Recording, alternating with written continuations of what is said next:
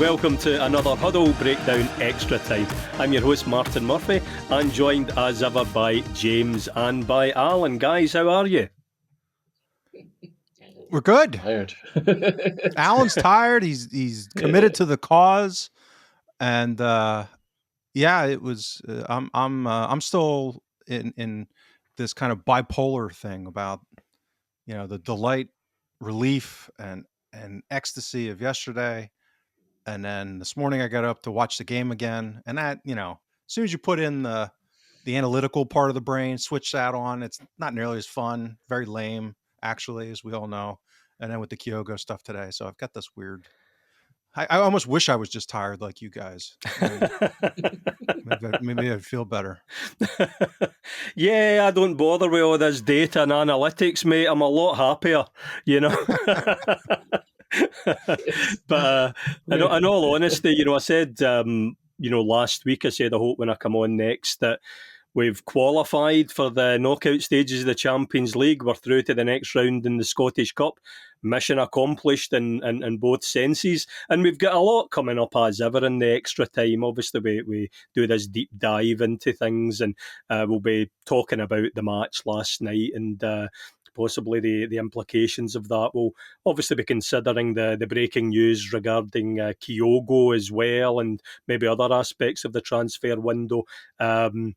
Maybe looking ahead a little bit to the Dundee match at the weekend, because we did cover Dundee in a very recent episode, having just played them. And might even have a poem from you, James, by the end, just to round things off nicely. That's the rumor. So if we get straight into things, first of all, obviously, I'm delighted by the result itself. No mean feat, 12 points and getting through. And these are always tough matches at this level, as Brendan tells us, and a big, strong, athletic team. If I come to you, maybe first of all, Alan, what were your thoughts on the game? And in particular, maybe consider how things changed from the first half to what became, for me anyway, quite a fraught second half. Yeah, that definitely was the case. We might get to talk about Dundee more than you think, because it was just like playing Dundee. Are we signing Simon Murray? Is that the breaking news that's coming up here? If they'd had Simon Murray up front, we could have lost that game. Yes. They were like a really good. They were like a really good Dundee. Oh, we've got the ball wide, parallel to Celtic's 18-yard box. I know, let's pass it back to the goalkeeper and launch it right up the pitch and repeat. Just like watching Dundee. So it was remarkable to that extent. I don't think I've ever seen a game where every single one-to-one duel on the pitch, Celtic were physically outmatched. Apart from the two centre-backs, I would say it was kind of 50-50, but everybody else was completely overmatched physically in their duels with their direct opponent. What a size they were! What a physical team! It is a fascinating game, really. But listen, before we unpack all the match, I think it's important to consider the context of where we are, really, right? Qualification for the next stage of the Champions League, you might think, well, 24 teams out of 36 qualify, I think it is. Is it that right? 24? Yep. 32? Mm-hmm. I think so. No, 36, yeah. Yep. Yeah, 30, yeah. But listen, Celtic are a pot 4 side, right? And I don't know if any other pot 4 sides are on the verge of qualifying. And I know there was all this stuff where everyone kind of calculated how difficult the draw was, but if you actually looked at the index they'd used, the gap between the easiest, Celtic at the top, and then like the 20th most difficult was something like 2 points or something like that. It was just like Celtic's index was 88, and then it was like 90. It was for 10th place, something like that. So. And then you sort of think to yourself, well, would it have been easier if we played Manchester City? Would that have been easier? Because they don't look very good. Would it have been easier if we played Paris Saint-Germain? Because they don't look very good either, So all this nonsense about, you could predict which teams were going to be difficult and which teams weren't. It's all well and good, but it doesn't really play out that way. I think it's been a fascinating competition. I think on the face of it, it's been a success. But I do think that the bigger teams will suddenly realise that not having something specific to play for doesn't mean to say you're not going to get 3 points on the board earlier.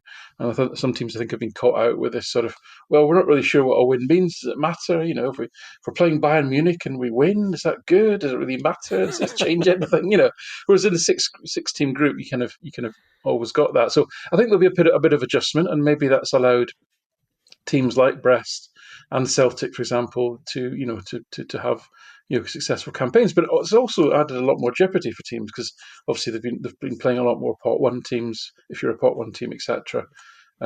So I think it's been a great success. I think we shouldn't be churlish about celebrating Celtic's success in getting through, with a game to spare, by the way. I know some would have it that we scraped through and it was all a bit, but we're through with a game to spare. So yeah. I think we'd take that, right? So all in all, I think it's been very successful, because again, judge it on performances primarily. Let's not even talk about the outcomes. Let's talk about performances. And in part from the Dortmund game, the Atlanta game, which were Pot 1 teams away from home, I think I'm right in thinking we were on the right side of the kind of XG battle in virtually all the other games. So we've kind of deserved to be where we are. If you look at the detailed team level statistics, Celtic are easily in the top half of teams in this competition. Easily. We're probably not very. I think the one thing that would be a worry is we're very vulnerable to counterattacks, as we know, and we're probably not as we're probably not as effective in terms of turning our counterattacks into good shots. They're the two things that where perhaps Celtic are not great in comparison to the other 30-odd teams. So, but other than that, goalkeeper Schmeichel's right up there, top sort of 80, top 15 percentile, probably higher after yesterday. Four saves, no goals conceded. So a lot of things to be positive about, and I think it's been a well-deserved success to get through, really. So I think that context is important, I think, to state. Yes, we can grumble a bit about were Young Boys very good? Should we beat them? Were Dinamo Zagreb very good? Should we have beaten them? And all that. But you honestly don't know who you're going to play. We hope you enjoyed this free preview from all of us here at the Huddle Breakdown. We know you have options, and we really appreciate you tuning in. To hear the rest of this episode and for much more Huddle Breakdown content, head on over to www.huddlebreakdown.com. We hope you consider subscribing. Thank you.